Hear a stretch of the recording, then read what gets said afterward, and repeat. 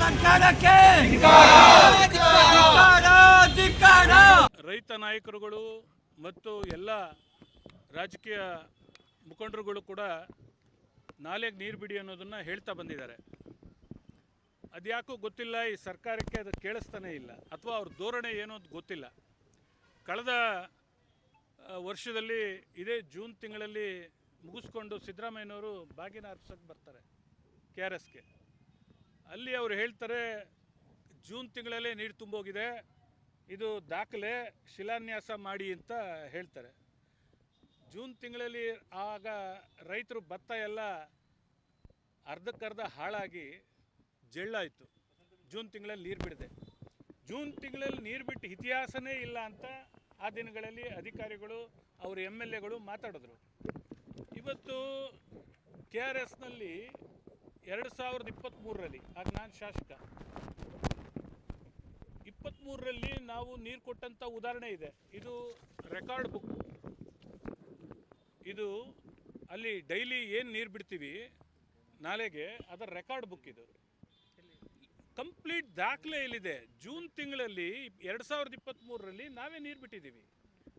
2.5 cusecs ನೀರನ್ನ daily ಕೊಡ್ತಾ ಬಂದಿದ್ದೀವಿ ರೈತರಿಗೆ, ವಿಸಿಗೆ. ಇವತ್ತು ನೀವು 92 ಅಡಿ ಇದೆ, ಟೋಟಲ್ 17 TMC ನೀರಿದೆ, 74 ಗಂಟೆ ರಿಸರ್ವ್ ವಾಟರ್ ಇದೆ, ಒಪ್ಕೊಳ್ಳೋಣ. ನೀವು ಆಮೇಲೆ ರೈತರಿಗೆ ಏನು ಅನ್ಯಾಯ ಮಾಡಕ್ಕೆ ಹೊರಟಿದ್ದೀರಿ? ನೀವು ಮಂಡ್ಯ ಜಿಲ್ಲೆನ ನೀವೇನು ಗ್ರಾಂಟೆಡ್ ಮಾಡ್ಕೊಂಡಿದ್ದೀರಾ? ನಿಮ್ಮ ಇಚ್ಛೆ ಬಂದಂಗೆ ತೀರ್ಮಾನ ತೊಗೋಬೋದು ಅನ್ನೋದೇನಾದ್ರು ನೀವು ಮಾಡ್ಕೊಂಡಿದ್ದೀರಾ? 74 ಅಡಿಯಿಂದ ಮೇಲ್ಗಡೆ ವ್ಯವಸಾಯಕ್ಕೆ ನೀರು ಕೊಡಬೇಕು ಅಂತ ಏನು ಡ್ಯಾಮ್ ಫೀಚರ್ ಏನು ಹೇಳುತ್ತೆ, ಸೈಲೆಂಟ್ ಫೀಚರ್ ಅಂತೇಳಿ ರೆಕಾರ್ಡು, ಅದರಲ್ಲಿ ಕಟ್ ಆ್ಯಂಡ್ ಕ್ಲಿಯರ್ ಆಗಿದೆ. ಆಫ್ಟರ್ 74 ರೈತರಿಗೆ ನೀರು ಕೊಡಬೇಕು ಬೆಳೆಗೆ ಅನ್ನೋದು ಇದೆ. 92 ಅಡಿ ಇದ್ರೂ ಕೂಡ ಈ ಸರ್ಕಾರ ಇಷ್ಟೊಂದು ನಿರ್ಲಿಪ್ತವಾದರೆ, ಮೊನ್ನೆ ICC ಮೀಟಿಂಗ್ನಲ್ಲಿ ನಾವೇನೋ ಮಾಡ್ತೀವಿ, ಕುಡಿಯೋ ನೀರು ಕೊಡ್ತೀವಿ, ನಾಲೆಗಳಿಗೆ ನೀರು ಬಿಡ್ತೀವಿ ಕುಡಿಯೋ ನೀರಿಗೆ ಅಂತನೇನೋ ಹೇಳಿದ್ರು. ತಕ್ಕ ಮಟ್ಟಿಗೆ ನಾವು ಕನ್ವಿನ್ಸ್ ಆದ್ವಿ. ಅವತ್ತು ಏನೋ ಇರ್ಬೋದೇನೋ ಇವರು ನಿಜ ಹೇಳ್ತಾ ಇದ್ದಾರೆ ಅಂತ. ಇವರು ಅದರಲ್ಲೂ ಒಬ್ಬ ಹಿರಿಯ ಸಚಿವರು, ಯಾರು, ರಾಮಲಿಂಗ ರೆಡ್ಡಿ ಅವರು ಜವಾಬ್ದಾರಿಯುತವಾಗಿ ನಡ್ಕೋಬೇಕಾಗಿತ್ತು. ಅವ್ರ MLAಗಳೆಲ್ಲ ಇಲ್ಲ ರವೇಣ, ಇವತ್ತು ಸಾಯಂಕಾಲದಿಂದ ನೀರು ಬಿಟ್ಬಿಡೋದು ತೀರ್ಮಾನ ಆಗಿದೆ ಅಂತೇಳಿ ಕೆಲವರು ನನಗೆ ಫೋನಲ್ಲಿ ಮಾತಾಡಿದ್ರು. 2 ದಿನ 3 ದಿನ ಆಯಿತು, ನೀರು ಬಿಟ್ಟಿಲ್ಲ. ಇವತ್ತು ಇಡೀ ಜಿಲ್ಲಾದ್ಯಂತ ಕಬ್ಬುಣಗ್ತಾ ಇದೆ. ಏನು ಮಾಡೋಕ್ಕೆ ಹೊರಟಿದ್ದಾರೆ? ಇನ್ನೇನು ಉಳಿದಿದೆ? ಈಗ ಹೆಚ್ಚು ಕಮ್ಮಿ ಇಲ್ಲಿ ಬೆಳಗ್ಗೆಯಿಂದ ರೈತರು ಅದನ್ನೇ ಮಾತಾಡ್ತಾ ಇದ್ದಾರೆ, 40% ಮಾತ್ರ ಉಳಿದಿದೆ, ಇನ್ನೆಲ್ಲ ಬೆಂಡ್ ಆಗೋಯ್ತು ಅಂತ. ಅಡಿಕೆ ಎಲ್ಲ ಬಾಡ್ತಾ ಬಂತು, ತೆಂಗೆಲ್ಲ ಹಳದಿ ಕಟ್ಟಿದೆ ಕೆಳಗಡೆ.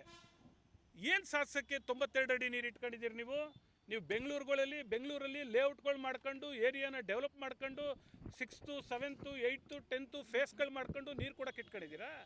ಅಂದರೆ ನಾವಿಲ್ಲಿ ಕಟ್ಟಿ ವಿಶ್ವೇಶ್ವರಯ್ಯನವರ ಮೂಲ ಉದ್ದೇಶ ಏನಿತ್ತು ಅದನ್ನು ನೀವು ವೈಲೇಟ್ ಮಾಡ್ದಂಗೆ ಆಗಲ್ವಾ? ಮಂಡ್ಯ ಜಿಲ್ಲೆ ಯಾರ ಅನುಮತಿ ತೊಗೊಂಡು ನೀವು ಈ ತೀರ್ಮಾನಗಳು ತೊಗೊಳ್ತಾ ಇದ್ದೀರಿ? ನೀವು ಫೇಸ್ಗಳು ಮಾಡ್ಕೊಂಡು ರೈಸ್ ಮಾಡ್ಕೊಳ್ತಿದ್ದೀರಲ್ಲ. ನಿಮ್ಮ ಇಚ್ಛೆ ಬಂದಂಗೆ ಮಾಡ್ಕೊಳ್ಳೋದಾದರೆ ಇಲ್ಲಿ ರೈತರ ಪರಿಸ್ಥಿತಿ ಏನಾಗಬೇಕು? ನಾವು ಜಮೀನು ಮಾರಬೇಕಾ ನಿಮಗೆ ರಿಯಲ್ ಎಸ್ಟೇಟ್ ಮಾಡೋಕ್ಕೆ? ಈಗ ನಿಮ್ಮ MLAಗಳೆಲ್ಲ ರಿಯಲ್ ಎಸ್ಟೇಟಿಗೆ ನಿಂತಿದ್ದಾರೆ, ಲೇಔಟ್ಗಳು ಮಾಡಿಬಿಟ್ಟು ಸೈಟ್ಗಳನ್ನ ಜನಕ್ಕೆ ಮಾರುವಂಥದ್ದು. ನೆನ್ನೆ ನಂದೊಂದು ಹೇಳಿಕೆಗೆ ನಮ್ಮ MLA ಒಬ್ಬ ಆಡ್ಕೊಂಡು ಏನೋ ಧೂಳು ಪಾಳು, ಅಲ್ಲಪ್ಪ ನಾವೇನಾರು ವ್ಯವಹಾರ ಮಾಡಿದರೆ ಅದು ನಿಮ್ಮ ಸರ್ಕಾರದ ನೀವು ಗೆದ್ದಂಥ ಸನ್ನಿವೇಶದಲ್ಲೇ ಮಾಡಿದ್ದೀವಿ. ನಿಮ್ಗೇನಾರು ಲೋಪದೋಷ ಇದ್ದರೆ ಕಾನೂನು ಪ್ರಕಾರ ಮುಂದುವರೆದು ಕಂಡುಹಿಡಿಬೇಕು. ಅದು ಬಿಟ್ಬಿಟ್ಟು ರೈತರಿಗೆ ನೀರು ಕೊಡೆಯ ಅಂದರೆ ಹಗುರವಾಗಿ ತಲೆ ಒದರ್ಕೊಂಡ್ಬಂದ್ಬಿಟ್ರು, ಧೂಳು ಹಿಂಗಾಗ್ಬಿಡ್ತು ಹಂಗಾಗ್ಬಿಡ್ತು, ನೋಡೋಕೆ ಹಿಂಗೆ ಕಾಣ್ತಾರೆ, ಟಿಕ್ ಟಾಕ್ ಇಲ್ಲ, ಅದು ಇದು ಇಷ್ಟು ಬೇಜವಾಬ್ದಾರಿ ಶಾಸಕರುಗಳು ಈ ಜಿಲ್ಲೆಯಲ್ಲಿ ಆಯ್ಕೆ ಮಾಡಿಬಿಟ್ರಲ್ಲ. ಜವಾಬ್ದಾರಿ ಇದೆಯಾ ಅವ್ರಿಗೇನಾರು? ಜನರ ಬಗ್ಗೆ ಕಾಳಜಿ ಇದೆಯಾ ಅವ್ರಿಗೆ? ಇವ್ರದ್ದು 28, ನಾವು ಯಾವತ್ತು ಇವರ ವೈಯಕ್ತಿಕ ವಿಚಾರಗಳು ಏನಿದೆ ಅಂತ ತೆಗೆಯೋದಾದರೆ ಅವ್ರೇನೋ ಅರ್ಜಿ ಹಾಕೊಂಡವ್ರಲ್ಲ ಮಂತ್ರಿ ಮಾಡಿ ಅಂತ ಸಾಧ್ಯನೇ ಇಲ್ಲ. ಅಷ್ಟು ದಾಖಲೆ ನನ್ನ ಹತ್ರ ಇದೆ. ನಾವು ಮಾತಾಡ್ತಾ ಇರೋದು ಈಗ ರೈತರಿಗೆ ನೀರು ಬಿಡಿಸಿ ಅಂತ. ನೀವು ರೈತರಿಗೆ ನೀರು ಬಿಡಿಸೋದು ಬಿಟ್ಬಿಟ್ಟು ನೀವು ನಿಮ್ಮ ದಾಟಿನ ಚೇಂಜ್ ಮಾಡ್ಕೊಂಡು ಏನೇನೋ ಡೈವರ್ಟ್ ಮಾಡೋಕ್ಕೆ ಹೋದ್ರೆ ಕೇಳ್ಬಿಡ್ತೀವ? ಅಲ್ಲಪ್ಪ, ಕಬ್ಬೆಲ್ಲ ಒಣಗ್ತಾ ಇದೆ, ಧೈರ್ಯವಾಗಿ ನೀವು ಅದು ಇದು ಪೂಜೆ ಮಾಡೋಕ್ಕೆ ಅಂತ ಹೋಗ್ತಿರಲ್ಲ. ನೀವು ರೈತರು ಏನಾಗಬೇಕ್ರಿ? ಸಾಯ್ಬೇಕಾ? ಏನೋ ಸಾಲ ಮನ್ನಾ ಮಾಡ್ತೀನಿ ಅಂತ ಮುಖ್ಯಮಂತ್ರಿಗಳು ಎಲ್ಲೋ ಒಂದು ನೋಡೋಣ ಪರಿಶೀಲಿಸ್ತೀನಿ ಅಂತ ಹೇಳ್ತಾರೆ. ಏನಕ್ಕೆ ಬೇಕು ನಿಮ್ಮ ಸಾಲ ಮನ್ನಾ? ಮೊದಲು ನೀರು ಬಿಡಿ, ರೈತರು ಉಳಿಸಿ. ನೀವೀಗ ನೀರು ಬಿಡದೇ ಇದ್ದರೆ ಅವ್ರು ಸಾಲ ಮಾಡ್ಕೊಳ್ತಾರೆ, ಕುಟುಂಬಗಳೆಲ್ಲ ಅನಾಹುತಗಳಾಗ್ತವೆ. ಯಾರದ ಕೊನೆ? ಇವತ್ತು ಇಲ್ಲಿ ತನಕ ಆಯಿತು, ಕುಮಾರಣ್ಣ ಒಬ್ಬರಲ್ಲದೆ ಇನ್ನೊಬ್ಬರು ರೈತರಿಗೆ ನೀರು ಬಿಡಿ ಅಂತ ಕೇಳಿದಾರ? ಕುಮಾರಣ್ಣ ಅಲ್ಲದೆ ಇನ್ನೊಬ್ರು ರೈತರಿಗೆ ನೀರು ಬಿಡಿ ಅಂತ ಯಾರಾದರೂ ಹೇಳಿದಾರ? ಏನು ಬಂತ್ರಿ ಇದು? ಇಷ್ಟೊಂದು ರಾಜಕೀಯವಾಗಿ ಹೊಟ್ಟೋದ್ರೆ ರೈತರಂಗಾರೆ ಜನಸಾಮಾನ್ಯರು ಬದುಕೋದು ಬೇಡವಾ? ದಾಖಲೆ ಇದೆ ನನಗೆ, ಜೂನ್ ತಿಂಗಳಲ್ಲಿ ನೀರು ಬಿಟ್ಟಿರೋದಕ್ಕೆ ರೆಕಾರ್ಡ್ ಇದು. KRS ಅಲ್ಲಿ ರಿಜಿಸ್ಟರ್ ಮೇಂಟೈನ್ ಮಾಡ್ತಾರೆ, ಯಾವ್ಯಾವ ದಿನ ಎಷ್ಟೆಷ್ಟು ನೀರು ಬಿಡ್ತೀವಿ ಅಂತ. ಜೂನ್ ತಿಂಗಳು 23ನೇ ವರ್ಷದಲ್ಲಿ ನಾವು ನೀರು ಬಿಟ್ಟಂಥದ್ದು ದಾಖಲೆ ಇದೆ. ಇಲ್ಲಿ 77 ಅಡಿ ಇತ್ತು, ಆಗ 92 ಅಡಿ ಇದೆ. ಈಗ ನೀರು ಬಿಡಲ್ಲ ಅಂದರೆ ಏನ್ರಿ ಅರ್ಥ?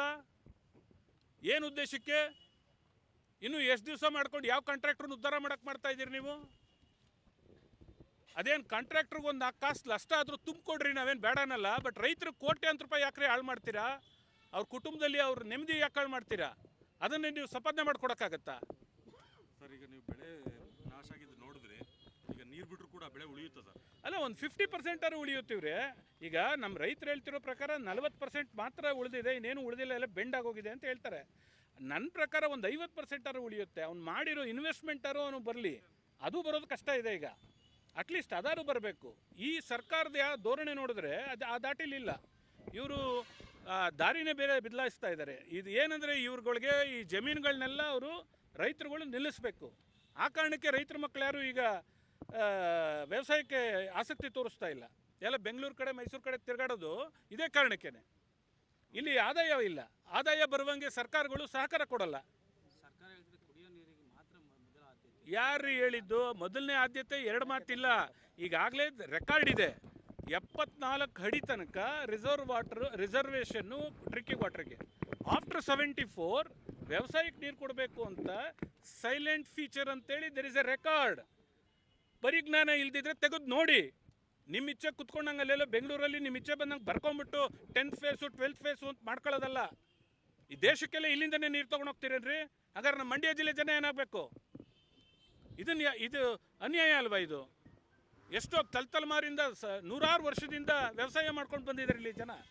ನೀವು ಏಕಾಏಕಿ ನೀರು ಬಿಡಲ್ಲ, ಬೇರೆ ಕುಡಿಯೋ ನೀರು ಅನ್ನೋದು ದಾಟಿಲಿ ಹೇಳಿದ್ರೆ ಹಂಗಾರೆ ಡ್ಯಾಮಲ್ಲಿ ರೆಕಾರ್ಡ್ ಇರೋದು ಏನಂತ? ಇವತ್ತು ಮಹಾರಾಜರು ಈ ಡ್ಯಾಮ್ ಕಟ್ಸ್ಕೊಟ್ಟಿರೋದು ಕುಡಿಯೋ ನೀರು ಮತ್ತು ಈ ಭಾಗದ ಜನರ ಬೇಸಾಯ ಪ್ರತಿಯೊಂದಕ್ಕೂ ಸೇರಿ. ನೀವು ಅದನ್ನು ಎಲ್ಲಿಗೋ ಬೇರೆ ಕಡೆ ಡೈವರ್ಟ್ ಮಾಡಿಕೊಂಡು ಈ ರೀತಿ ಮಂಡ್ಯ ಜಿಲ್ಲೆ ಜನಕ್ಕೆ ದ್ರೋಹ ಬಗೆದ್ರೆ ಹೆಂಗ್ರಿ ಸಹಿಸ್ಕೊಳ್ಳೋದು? ಈ ಕೂಡಲೇ ನೀವು ನಾಟಕ ಆಡಿದ್ದು ಸಾಕು. ನೀವು ಮಂತ್ರಿ ರಾಮಲಿಂಗಾರೆಡ್ಡಿ ಅವ್ರ ಬಗ್ಗೆ ನಮಗೆ ಗೌರವ ಇದೆ, ಒಳ್ಳೆ ಮಂತ್ರಿ ಇದ್ದಾರೆ. ಬಟ್ ಜನಕ್ಕೆ ದ್ರೋಹ ಮಾಡಬೇಡಿ. ನಿಂತ್ಕೊಂಡು ಬಂದು ಇಮಿಡಿಯೇಟಾಗಿ ನೀರು ಬಿಡಿಸಿ. ಇಲ್ಲ ಅಂದರೆ ಗುರುವಾರದಿಂದ ನಮ್ಮ ಪಕ್ಷದ ವತಿಯಿಂದ ವ್ಯವಸ್ಥಿತವಾದ ರೀತಿಯಲ್ಲಿ ನಾವು ಹೋರಾಟಕ್ಕೆ ಇಳಿತೀವಿ. ಯಾವುದೇ ಕಾರಣಕ್ಕೂ ಈ ವಿಚಾರದಲ್ಲಿ ರಾಜಿ ಪ್ರಶ್ನೆ ಇಲ್ಲ. Thank you.